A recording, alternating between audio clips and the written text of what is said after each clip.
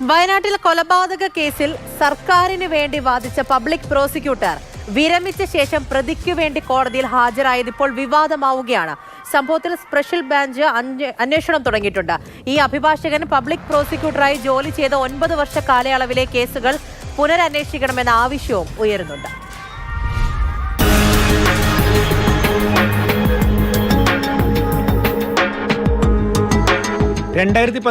Vellamunda police station പരിധിയിൽ 3 പേരെ cyanide കലർത്തിയ മദ്യം നൽകി കൊലപ്പെടുത്തിയ കേസിലാണ് മുൻ പ്രോസിക്യൂട്ടർ പ്രതിക്ക് വേണ്ടി ഹാജരായത്.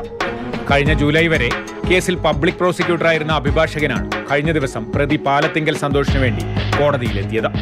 മാനന്തവാടി SC/ST പ്രത്യേക കോടതിയിലാണ് കേസിന്റെ വിചാരണ നടക്കുന്നത്.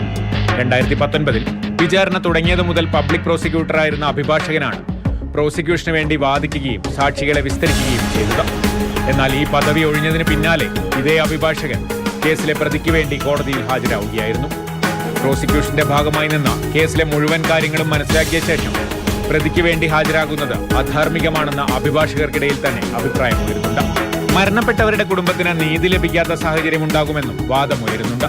ഇത്തരത്തിൽ സാങ്കേതികപരമായിട്ടൊരു പക്ഷേ അത് വളരെ കൃത്യമാർന്ന രീതിയിലായിരിക്കും നടക്കുന്നുണ്ടെങ്കിൽ പോലും ഈ ജുഡീഷ്യറിയായിട്ട് ബന്ധപ്പെട്ടുകൊണ്ട് അതിൻ്റെ മൂല്യത്തിന് വന്നിട്ടുള്ള ഒരു ശോഷണമായിട്ടാണ് പൊതുജനങ്ങളും ഈ ജുഡീഷ്യറിയിൽ വിശ്വാസമുള്ള ആളുകളും ഇതിനെ കാണുന്നത്. അപ്പോൾ അത്തരത്തിലുള്ള വക്കീലന്മാർ ഈ തരത്തിൽ കേസുകൾ കൈകാര്യം ചെയ്യുന്നത് ശരിയാണോ എന്ന് പരിശോധിക്കപ്പെടേണ്ടതാണ്.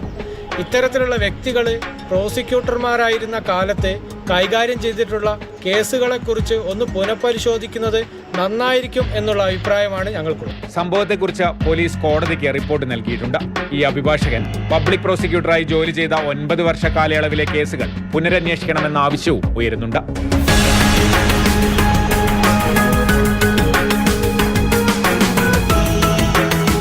മാതൃഭൂമി ന്യൂസ്, വയനാട്.